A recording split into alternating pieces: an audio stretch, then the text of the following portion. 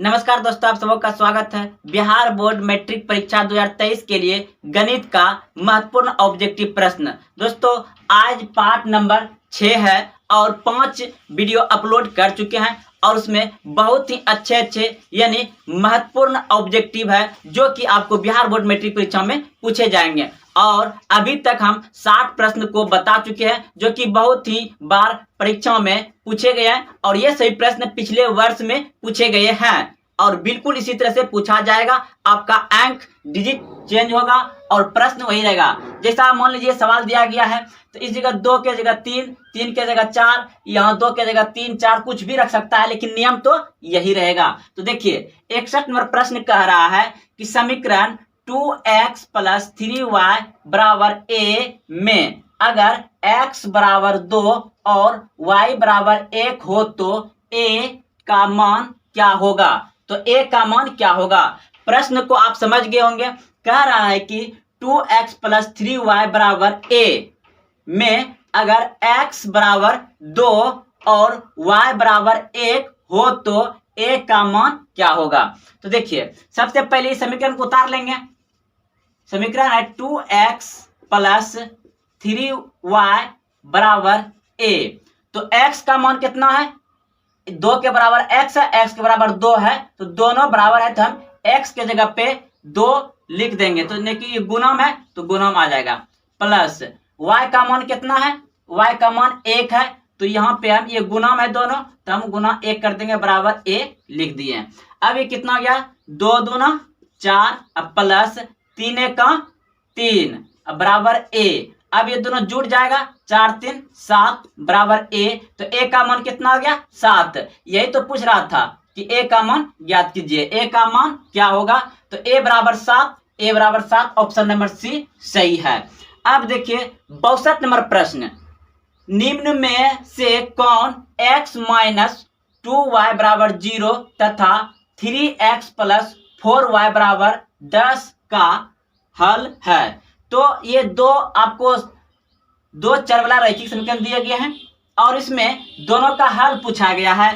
तो क्या करेंगे, यहाँ पे x माइनस 2y बराबर 0 ये समीकरण 1 हो गया।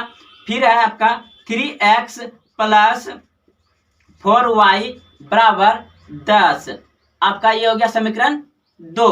अब क्या करेंगे, तो हम जानते हैं इसको कटा देंगे, ये वाला नहीं कटेगा तो हम क्या करेंगे, इसको 2 से गुना कर देते हैं तो ये दोनों सेम हो जाएगा तो कट जाएगा। तो चलिए इसको अगर यदि हम 2 से गुना कर देंगे तो कितना हो जाएगा, ये 2 दूना 2 गुना x हो जाएगा और ये कितना हो जाएगा, 2 से करेंगे तो 4 हो जाएगा, ये कितना हो जाएगा 4 हो जाएगा और ये 0 ही रह जाएगा। अब ये कट गया तो 3 2 5x, 3 2 5x बराबर इधर जोड़ दीजिएगा तो कितना हो जाएगा 10, यानी इसको कटा दीजिए। x बराबर कितना आ गया आपका 5, सॉरी x 5 दूनी 10 यानी कि 2 आ गया। अब किसी एक में आप मान बैठा दीजिए तो x बराबर आपका कितना आ गया 2। अब y का मान निकालना है तो कोई भी एक समीकरण रखिए। चलिए हम x माइनस 2y बराबर 0, ठीक है, ये रख लिए। तो अब हम x का मान 2 आया तो 2 यहाँ पे बैठा देंगे, उसके बाद माइनस 2 बराबर 0। तो अब हम क्या करेंगे, हो सके तो इसका हम कॉमन लेंगे, नहीं कॉमन क्यों लेंगे, माइनस 2 बराबर इधर कितना हो जाएगा, ये आएगा तो माइनस 2 और फिर क्या हो जाएगा, ये उधर प्लस में आती है माइनस में है तो ये क्या माइनस माइनस कट जाएगा तो y बराबर यानी और ये भी कट जाएगा 1, यानी कि x बराबर सॉरी x का मान आया 2 और y का मान आ गया 1। तो x का मान 2, y का मान 1, तो ऑप्शन नंबर ए सही है, ऑप्शन नंबर ए सही है आपका। तो चलते हैं अगले प्रश्न की ओर। तो अब हम 63 नंबर प्रश्न को बनाएंगे। तो देखिए यदि x बराबर 1 y बराबर 1 तो समीकरण ax माइनस 2y बराबर 0 में a का मान क्या होगा। तो देखिए हमको x का मान दे दिया गया है 1, y का मान दे दिया गया है 1 और ax माइनस 2y बराबर 0 में a का मान हमको उससे निकालना है। तो सबसे पहले हम लिख लेंगे इसको ax माइनस 2y बराबर 0। अब a का मान कितना है 1, तो a गुना 1 माइनस y का मान कितना है 1, तो यहाँ पे 2 गुना 1 बराबर 0। सॉरी, ये y का जगह y का मान तो 1 ही है ना, तो 1। अब देखिए ये कितना हो जाएगा मेरा a ही रह जाएगा, क्योंकि 1 गुना 1 1 ही रह जाएगा, माइनस ये 2 गुना 1 2 ही रह जाएगा और बराबर 0। अब क्या हो जाएगा मेरा यहाँ पे देखिए, अब यहाँ पे हो जाएगा आपका, कहीं कुछ तो छूट तो नहीं रहा है। हाँ, यहाँ देखिए यहाँ पे जो है कि छूट रहा था, यहाँ 12 था, ठीक है, इसको याद रखिएगा, यहाँ पे 12 था। चलिए, तो ये 12 था तो ये भी 12 हो जाएगा, और ये भी 12, ये भी 12, और गुना 12 गुना 1 किए, 12 गुना 1 किए तो कितना आएगा 12 ही आ जाएगा। अब हम a बराबर, अब बराबर उस तरफ ले जाएंगे, बराबर का इस तरह जाएगा, मैं इसमें प्लस में जाएगा, यानी कि 12 हो जाएगा। कितना हो जाएगा 12 हो जाएगा। तो ऑप्शन नंबर आपका सी बिल्कुल सही है। तो देखिए प्रश्न हमको दिया गया था, यदि x का मान 1 और y का मान 1 तो समीकरण ax माइनस 12y बराबर 0 में a का मान क्या होगा, ये पूछा था। तो हम x a के बराबर x के बराबर 1 है, तो हम क्या किए, x का मान को बैठा दिए। x का मान कितना 1 था, बैठा दिया, गुना में था, इधर गुना में रहता है, तो गुना 1 गुना a तो a ही हो गया, 12 गुना 1 तो 12 ही हो जाएगा माइनस में। अब देखिए ये माइनस 12 को बराबर का उस तरफ ले जाएंगे तो क्या हो जाएगा प्लस में, तो a बराबर 12, ऑप्शन नंबर सी बिल्कुल सही था।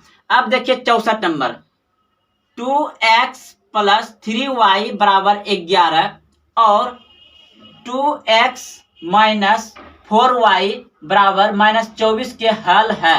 तो इसका हल निकालना है, यानी x और y का मान निकालना है। आपके सामने ऑप्शन दिया गया है, तो सबसे पहले हम लिख लेते हैं तब 2x प्लस 3y बराबर 11, दूसरा है 2x माइनस 4y बराबर माइनस 24। तो देखिए हम क्या करेंगे, अगर हमको इसको कटाने के लिए, देखिए दोनों तो एक साथ नहीं निकलेगा, इसलिए हम क्या करते हैं इन दोनों में से किसी एक को कटाते हैं। तो हम देख रहे हैं यहाँ कट रहा है, तो हम इसका, ये दोनों सेम है तो ये दोनों कट जाएगा, तो हम इसका चिन्ह चेंज कर देते हैं, माइनस, इसका कोई कम नहीं होगा, यहाँ पे जो भी कराएगा कम नहीं होगा, तो माइनस यहाँ, तो यहाँ क्या हो जाएगा प्लस, और यहाँ माइनस है तो ये भी प्लस हो जाएगा। अब क्या करेंगे, जोड़ देंगे, क्योंकि ये प्लस था तो यहाँ माइनस कर दिए, यहाँ माइनस था तो प्लस हो गया, यहाँ प्लस था तो माइनस हो गया, चिन्ह को चेंज कर दिए, ठीक है। अब क्या करेंगे, ये तो माइनस प्लस सब कट जाएगा, ठीक है, ये दोनों क्या होगा जुड़ जाएगा, 4 3 7 y, 4 3 7 y बराबर, इधर आप जोड़िएगा कितना हो जाएगा, इसको जोड़िएगा तो कितना आएगा, देखिए 11 और 24 कितना होता है, देखिए 4 1 5 5 और 2 1 3 35 हो गया। इसका मान नहीं होगा क्योंकि हम यहाँ चेंज प्लस कर दिए हैं। अब इसको कटा दीजिए, 7 5 35, y का मान कितना आ गया आपका 5, तो y का मान 5 आ गया। अब हमको x का मान निकालना है, तो x का मान निकालने के लिए हम कोई भी एक समीकरण बैठा सकते हैं। तो चलिए इसी को बैठा देंगे, तो 2x प्लस 3y बराबर 11, 2x प्लस 3y बराबर 11, तो 2x गुना 11 का मान, यानी कि x का मान तो नहीं, x का मान तो निकालना है, प्लस y का मान दिया गया है 5, तो 3 गुना 5 बराबर 11। तो अब क्या हो गया 2x प्लस 5 3 15 बराबर 11। अब देखिए 2x बराबर, ये 15 उधर जाएगा तो माइनस में चल जाएगा, यानी कि 11 माइनस 15, तो 2x बराबर, अब इसमें 11 घटेगा तो कितना बच जाएगा -4, इसको कटा दीजिएगा तो x बराबर -2, यानी कि y का मान 5 और x बराबर -2 कहाँ है, y बराबर 5, y बराबर 5, y बराबर 5, ठीक है, और x बराबर -2। ऑप्शन नंबर आपका डी मिल रहा है, ऑप्शन नंबर डी मिल रहा है। तो चलिए दोस्तों चलते हैं अगले प्रश्न की ओर। तो 65 नंबर प्रश्न को देखेंगे, 5x पे पावर 4 प्लस 4x पे पावर क्यू प्लस 10 बहुपद के घात होंगे। तो घात यानी पावर पूछ रहा है, और हमको बहुपद दिया गया है 5x पे पावर 4 प्लस 4x पे पावर 3 प्लस 10 बहुपद के घात होंगे। तो घात पूछ रहा है दोस्तों, घात क्या होता है, ये जैसे ए पे पावर एन होता है, इसको घात बोलते हैं, इसको क्या बोलते हैं, आधार बोलते हैं। ठीक है, तो देखिए ये बहुपद जैसे हम लिख रहे हैं यानी कि 2x प्लस 3x और फिर यहाँ पे लिख देंगे 4 बराबर 0। अगर हम लिख देंगे 2x स्क्वायर प्लस 3x बराबर 0, यह लिख देंगे x पे पावर 4 प्लस 4x बराबर 0, तो हम हमेशा क्या देखेंगे कि आगे वाले पे क्या देखेंगे, सबसे आगे जो रहेगा उस पे जितना पावर रहेगा उतना ही बहुपद का घात होता है। तो इस पे नहीं कुछ तो एक पावर है, तो इस बहुपद का घात कितना हो गया, पावर 1 है, पावर 1 यानी कि घात 1 हो जाएगा इसका। इस पे 2 है तो इसका 2 हो जाएगा, इस पे 4 है तो 4 हो जाएगा, यानी कि शुरू वाला पावर को देखेंगे हमेशा, शुरू वाला। अगर 3 रहता है यहाँ पे तो इसका मान कितना जाता, 3 त्रिघात हो जाता। तो चलिए आप लोग समझ गए होंगे अच्छे से।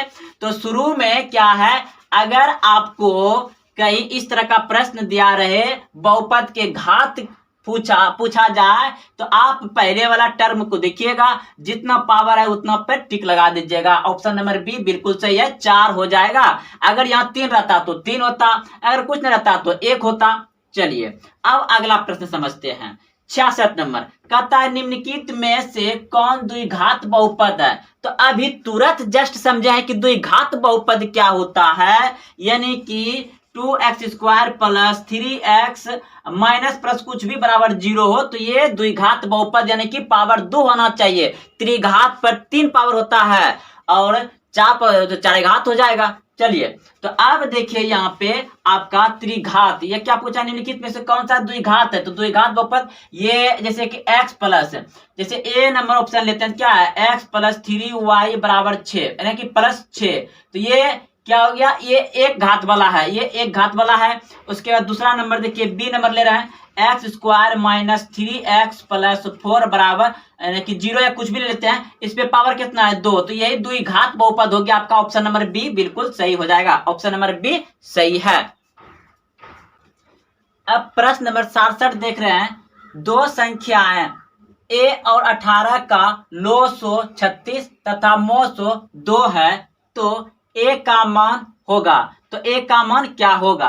तो हम जानते हैं कि इस तरह का प्रश्न बनाने के लिए अगर log और mod दिया गया है और दो संख्या दिया गया है a और b, तो हम मानते हैं इसको पहली संख्या गुना दूसरी संख्या बराबर LCM गुना HCF, यानी कि LCM यानी कि log और HCF मतलब mod। तो देखिए पहला संख्या क्या है, a गुना दूसरा संख्या क्या है 18 बराबर LCM कितना है 36 गुना HCF कितना है 2। अब हम क्या करेंगे, इसको आमने सामने कटा सकते हैं, बराबर में तो कटा सकते हैं, 18 दूना 36, तो a बराबर हो गया 4। ऑप्शन नंबर सी सही है। अब देखिए समीकरण ax square plus bx plus c बराबर 0 का विवेकतर कौन सा होगा। तो विवेकतर का सूत्र आप लोग सभी जानते होंगे कि d बराबर क्या होता है, d बराबर b square minus 4ac d बराबर यानी कि d से सूचित करते हैं उसको, और उसको क्या कहते हैं, विवेकचर या विवेचक भी कहते हैं। तो यही पूछा है कि कौन सा है, आपके सामने ऑप्शन दिया गया है। तो देखिए इसमें से कौन सा होगा आपका, तो क्या होता है d बराबर b स्क्वायर माइनस 4ac, तो d बराबर 4, ये तो नहीं होगा। चलिए हाँ ऑप्शन नंबर बी हो जाएगा आपका, option number B b square minus 4ac। तो चलते हैं अगले प्रश्न की ओर।